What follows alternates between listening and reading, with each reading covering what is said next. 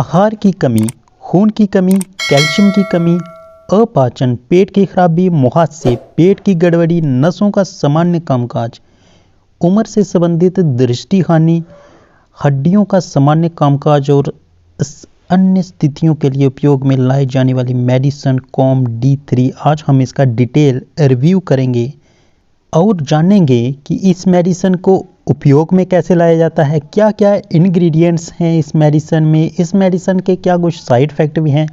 इन सब को हम आज इस वीडियो में डिस्कस करेंगे। सबसे पहले हम जान लेते हैं इस मेडिसिन में शामिल किए जाने वाली सामग्री यानी इंग्रेडिएंट्स कौन कौन से शामिल हैं इस मेडिसिन में। जो मुख्य इंग्रेडिएंट्स इस मेडिसिन में शामिल हैं उनमें है calcitriol, calcium carbonate, L methyl folate, magnesium, methyl cobalamin, vitamin K27 और जिंक। इस सॉफ्ट जेल कैप्सूल का इस्तेमाल करने से पहले आपको क्या क्या सावधानियां बरतनी चाहिए उनके बारे में हम पहले आपको बता देते हैं। इस दवा का प्रयोग करने से पहले आपने अपने चिकित्सक को अपनी वर्तमान दवाइयों जैसे विटामिन, हर्बल सप्लीमेंट्स आदि के बारे में पूरी जानकारी देनी है।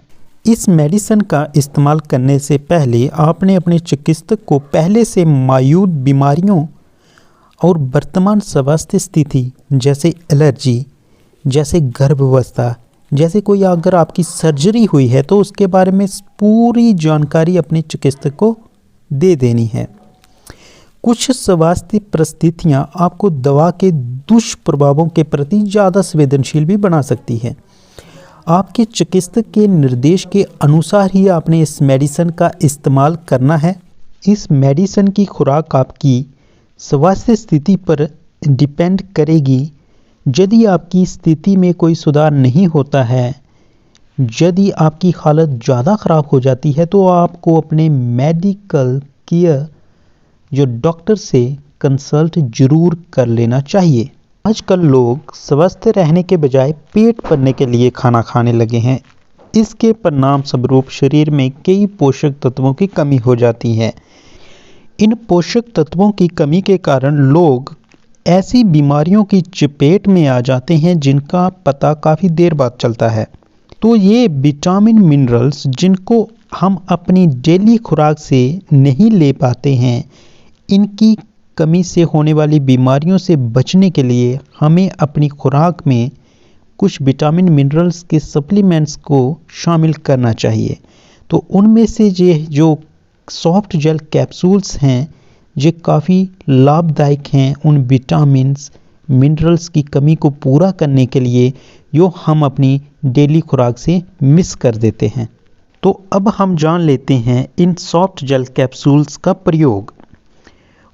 COM D3 स्ट्रॉन्ग कैप्सूल का प्रयोग हम आहार की कमी, खून की कमी, कैल्शियम की कमी, पेट में खराबी, मुहासे, पेट की गड़बड़ी या नसें अगर आपकी सामान्य कामकाज नहीं कर रही हैं उन कंडीशंस में, या उम्र से संबंधित जैसे आई साइट वीक हो जाती है तो उन कंडीशंस में भी आप इसको इस्तेमाल कर सकते हैं। या जैसे एज बढ़ती जाती है वैसे हड्डियों में दर्द, जोड़ों में दर्द शुरू हो जाता है, तो उन सब के लिए ये soft gel calcium capsule one of the best medicine है। कॉम D3 सॉफ्ट जेल कैप्सूल्स के कोई मेजर साइड इफ़ेक्ट्स तो नहीं हैं, लेकिन कुछ लोगों में इसके कुछ सामान्य साइड इफ़ेक्ट्स देखे गए हैं। हम उनको डिटेल में जान लेते हैं।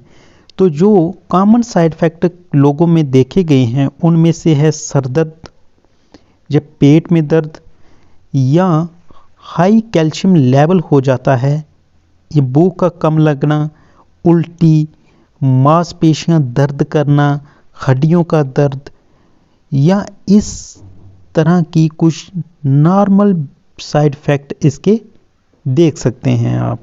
लेकिन इस सॉफ्ट जेल कैप्सूल का इस्तेमाल करने के बाद आपको कोई मेजर साइड इफ़ेक्ट नज़र में नहीं आएंगे।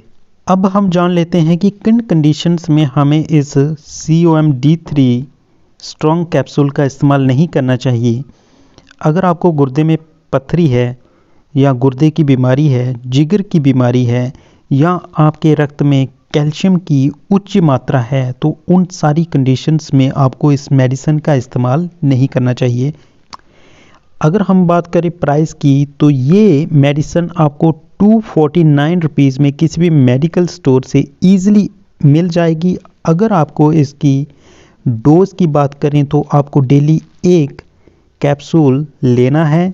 ये आप रात को खाने के बाद ले सकते हैं इस कैप्सूल को, दिन को भी ले सकते हैं, खाने के बाद ही आपने इस कैप्सूल का इस्तेमाल करना है, खाली पेट आप इसका इस्तेमाल ना करें। तो इस मेडिसिन में calcitrol 0.25 mcg, calcium carbonate 1250 mg, vitamin K27 45 mcg, zinc 7.5 mg, magnesium 50 mg, L methyl folate 800 mcg पाए जाते हैं। तो इस सारी जानकारी से हमें ये पता चलता है कि ये काफ़ी स्ट्रॉन्ग कैप्सूल है, तो आप इसको दिन में एक बार या एक दिन छोड़ के अगले दिन आप इसको इस्तेमाल कर सकते हैं, या जैसे आपका चिकित्सक आपको प्रिस्क्राइब करता है वैसे आप इसको यूज़ कर सकते हैं। अगर आप इस मेडिसिन को एक बार लेना स्टार्ट कर देते हैं तो उसके बाद आपने तुरंत इस मेडिसिन को लेना बंद नहीं करना है, आपने इसका टाइम इंक्रीज़ करते जाना है। पहले 2 दिन, 3 दिन, 4 दिन, ऐसे आपने धीरे धीरे इस दवा को छोड़ना है।